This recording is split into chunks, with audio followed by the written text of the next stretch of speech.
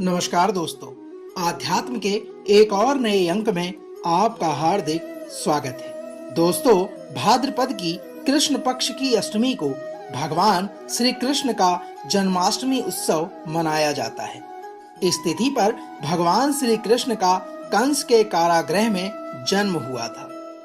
दोस्तों, इस दिन श्री कृष्ण जन्मोत्सव के उपलक्ष्य में अर्धरात्रि में व्रत रखकर भगवान का प्रसाद ग्रहण किया जाता है और प्रसाद के रूप में फलाहार तथा धनिये की पंजीरी और पंचामृत का प्रयोग किया जाता है। दूसरे दिन इसी उपलक्ष्य में नंद महोत्सव भी मनाया जाता है। ऐसी मान्यता है कि जन्माष्टमी के दिन उपवास करने से मनुष्य के 7 जन्मों के पाप कर्म मुक्त हो जाते हैं। इसी कड़ी में आज हम भगवान श्री कृष्ण जन्माष्टमी व्रत कथा का श्रवण आपके बीच में करने जा रहे हैं। तो आइए आरंभ करते हैं भगवान श्री कृष्ण से जुड़ी श्री कृष्ण जन्माष्टमी व्रत कथा का सार। दोस्तों, द्वापर युग में जब पृथ्वी पाप तथा अत्याचारों से तपने लगी, तब वह गाय का रूप बनाकर सृष्टिकर्ता ब्रह्मा जी के पास चली आई। दोस्तों, ब्रह्मा जी ने जब सभी देवताओं के साथ पृथ्वी जी की दुख भरी कथा सुनी, तब सभी देवताओं ने ब्रह्मा जी से कहा, यह तो अत्यंत चिंता का विषय है। हमें इस विषय को लेकर भगवान विष्णु के पास चलना चाहिए। तब सभी देवतागण ब्रह्मा जी और पृथ्वी को साथ लेकर शेष सागर के पास चले गए। वहां पर भगवान विष्णु अनंत छैया पर सो रहे थे। सभी देवताओं ने भगवान विष्णु की स्तुति करी। देवजनों की स्तुति करने पर भगवान विष्णु की निद्रा भंग हो गई और भगवान विष्णु ने सभी से आने का कारण पूछा।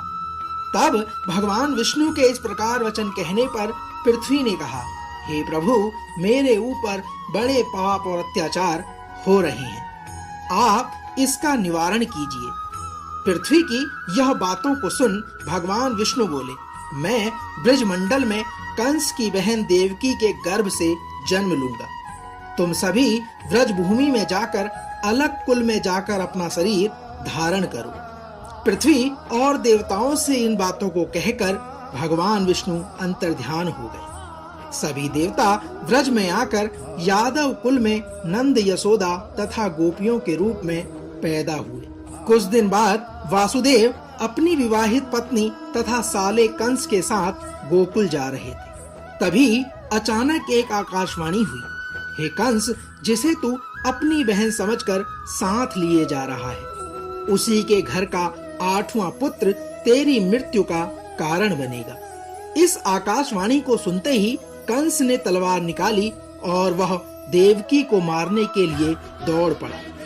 तब वासुदेव ने हाथ जोड़कर कहा, यह स्त्री है, यह बेकसूर है, इसे मारना ठीक नहीं है। पैदा होते ही मैं आपको अपनी सभी संतानें दे दूंगा, तब आपको कौन कैसे मार सकता है। वासुदेव की इन बातों को सुनकर कंस मान गया और उन्हें कारागार में ले जाकर बंदी बना दिया गया।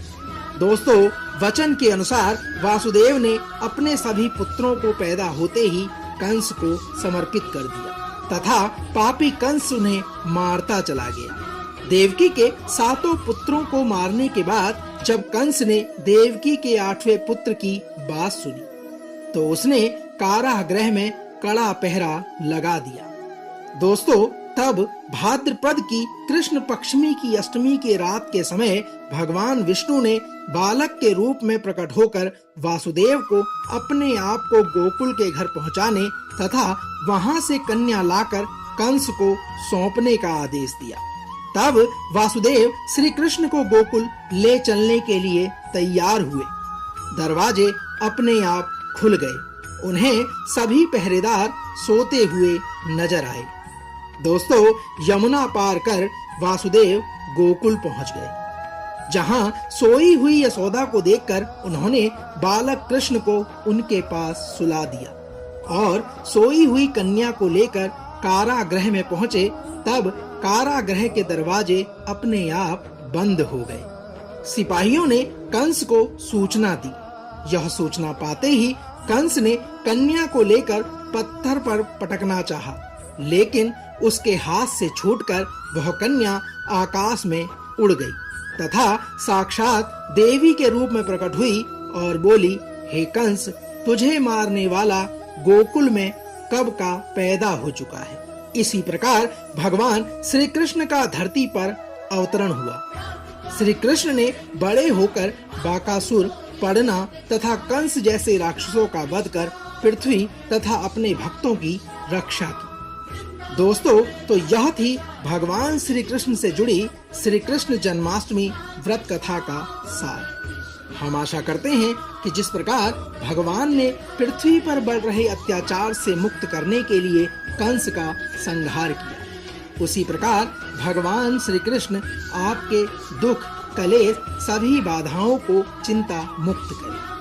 कल एक और नए अंक के साथ फिर आपसे होगी मुलाकात। तब तक जय श्री कृष्ण, राधे राधे।